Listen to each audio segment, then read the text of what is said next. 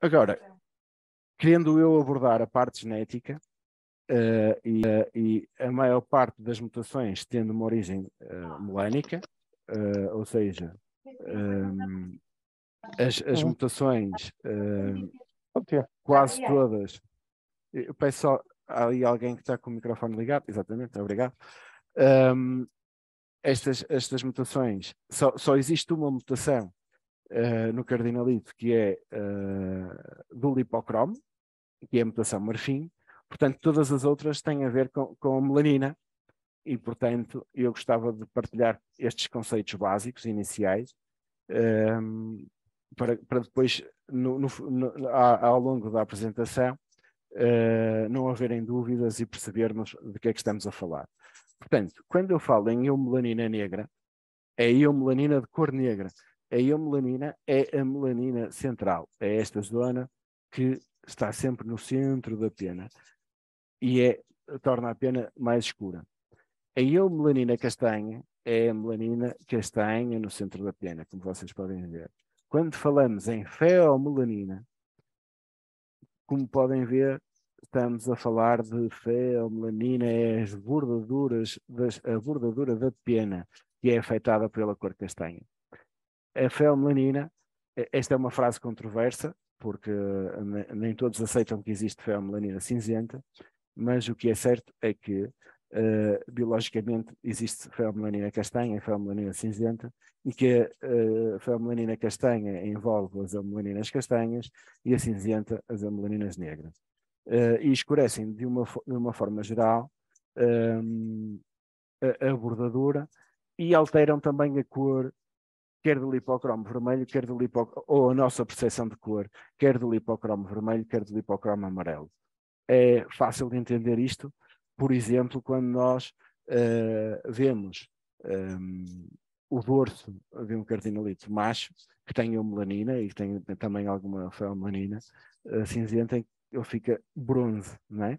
E depois temos também, no caso do Carduelis spinus, que é outro exemplo, é um pássaro muito utilizado na hibridação com o cardinalito. Quando nós, por exemplo, vemos um Carduelis spinus muito verde, ele tem muita feomelanina, e quando, por exemplo, vemos um Carduelis spinus ágata, ele é mais amarelado, porque a feomelanina com o lipocromo amarelo faz com que nós vejamos verde. Isto vai ser importante para percebermos mais à frente o que é que acontece com algumas mutações específicas, e eu quando chegar lá volto a explicar. Ora, aqui temos os clássicos. Do lado esquerdo temos o desenho técnico, e do lado direito temos o desenho técnico de um macho e o desenho técnico de uma fêmea. O desenho técnico é o desenho que aparece e que está aprovado no standard do cardinalito. E aqui temos uma fotografia de um macho, de um bom exemplar de cardinalito da Venezuela, clássico, e uma boa exemplar de cardinalito da Venezuela, clássica fêmea. E eu aqui gostava de explicar dois aspectos muito importantes. Primeiro, quando eu digo que não é importante, muitas das vezes, ir buscar sangue fora, e quando eu digo ir buscar sangue fora, ir buscar aves ou outros criadores, ou que se for buscar uma ave ou um outro criador, aquilo que eu vou buscar tem que ser muito específico. O meu método de criação e penso que é o método de criação utilizado pela maior parte dos criadores que entram em competição, é o inbreeding, ou seja, nós utilizamos consanguinidade para selecionar características.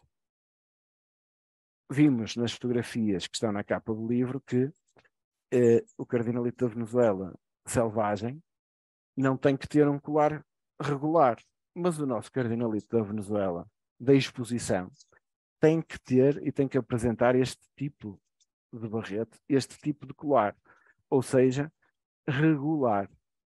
Isto acontece por seleção. É óbvio que eu posso mostrar dois passarinhos e sair-me um passarinho ou 2% dos pássaros com o colar correto. Mas se eu não pegar nesses 2% de pássaros e os cruzar novamente para fixar aquela característica, ou seja, utilizar, se calhar, o cruzamento entre irmãos ou o cruzamento entre parentes próximos, para fixar aquela característica, eu não o vou conseguir fazer. Portanto, se eu pelo meio meter outro pássaro que veio de outro criador, e isto acontece muito porque há criadores que compram ou vão buscar pássaros ao criador A, ao criador B, ao criador C e ao criador D. E depois misturam aquilo tudo e sai-lhes um ou dois passarinhos bonitos, mas não lhes sai uma quantidade de pássaros para exposição suficiente.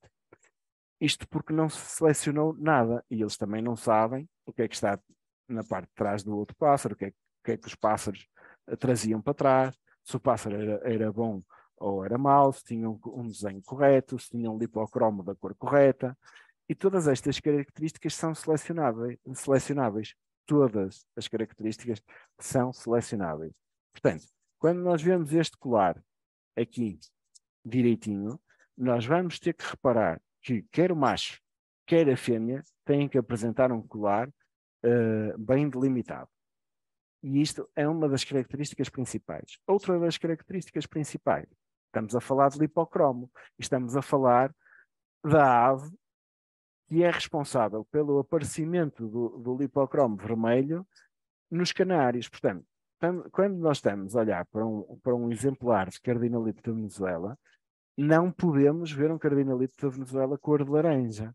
Temos que ver um cardinalito da Venezuela vermelho. E esta é uma das características que define a espécie.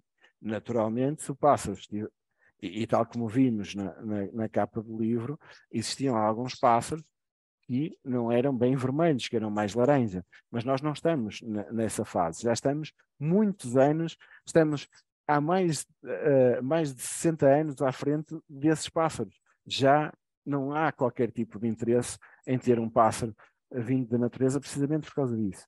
E quando nós olhamos para este tipo de vermelho e olhamos para este tipo de vermelho, chegamos à conclusão de que estes pássaros já são selecionados há muitas décadas, há muitas gerações. Quem diz este tipo de vermelho diz que na fêmea o vermelho não deve ultrapassar esta zona. Se ultrapassar esta zona, deve ser penalizado. E vemos aqui exatamente a mesma situação. No desenho técnico, vemos exatamente a mesma situação que vemos aqui. O vermelho acaba aqui. Não se estende aqui para baixo. Outra coisa importante para se ver nesta fotografia é que existe uma sobrancelha bem marcada e existe aqui uma bochecha a aparecer ligeiramente mais escura e depois fica mais claro, tal e qual como está no desenho.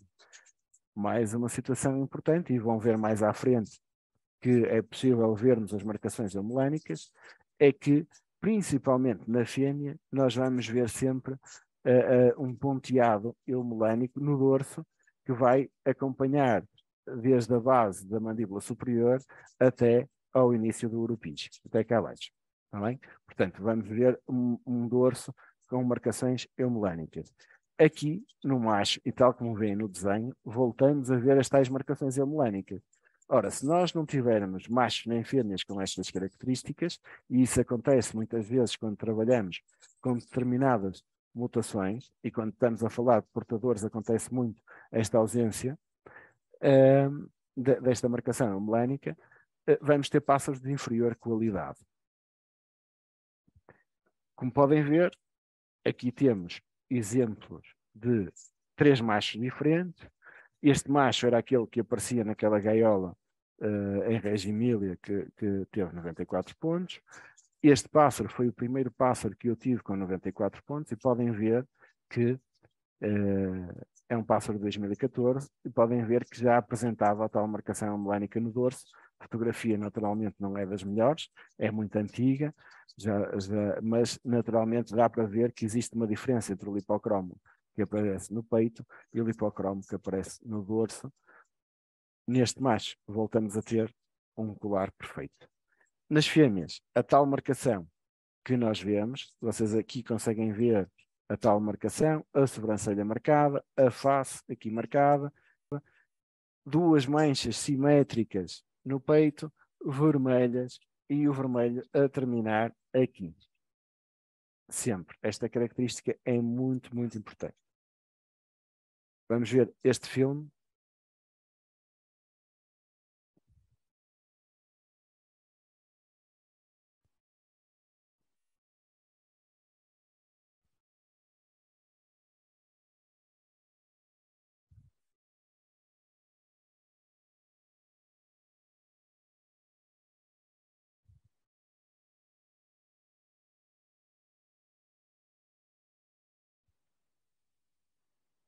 E, como podem ver, no filme, puderam ver que o pássaro naturalmente está assustado, mas que apresenta a tal marcação hemolénica, a sobrancelha, ainda por cima tem um colar bem marcado, o próprio vermelho não ultrapassa a zona que tem que ultrapassar, apresenta as duas manchas simétricas e apresenta um vermelho da cor correta.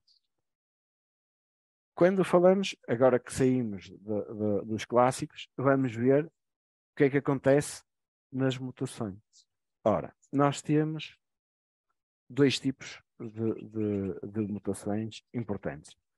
As autossómicas e as ligadas ao sexo. Temos também uma mutação que é considerada semi-dominante. Estamos a falar do diluído, quer no duplo fator, quer no simples fator. Ora, e aqui já explica um bocadinho o ser semi-dominante. Quando nós estamos a falar de um fenótipo intermédio, ou seja, do diluído simples, é o fenótipo intermédio entre os dois homozigóticos, ou seja, o clássico é homozigótico e o duplo diluído é homozigótico. Se não houver distinção entre estes dois pássaros, ou seja, a mutação é dominante, que é o caso do sílica. Eu cruzo um sílica com um clássico e metade dos pássaros são sílica, metade dos pássaros são clássicos. E é assim que acontece. No caso de cruzar um duplo diluído homozigótico, portanto, com um clássico, eu obtenho o fenótipo intermédio, que é o diluído simples. Portanto, é uma mutação semi-dominante. Depois temos as mutações autossómicas recessivas, neste caso é o topázio e o rubino, mais duas mutações melénicas. Depois temos as recessivas ligadas ao sexo, e aqui como mutações temos o castanho, o pastel e o marfim. O castanho e o pastel são duas mutações de origem melénica, o marfim, de origem lipocrómica, apenas afeta a cor ou a tonalidade do lipocromo. O castanho pastel é a combinação de mutação entre o castanho e o pastel, e neste momento é a única combinação de mutação aceite em concurso. Ou seja, o nosso standard apenas permite a exposição de castanhos pastéis. Não permite a exposição de castanho pastel diluído, não permite a exposição de topázio, de castanho topázio, de pastel topázio, não, pura e simplesmente não permite, nem topázios diluídos, nada disso. A única combinação neste momento aceita concurso é a castanho pastel.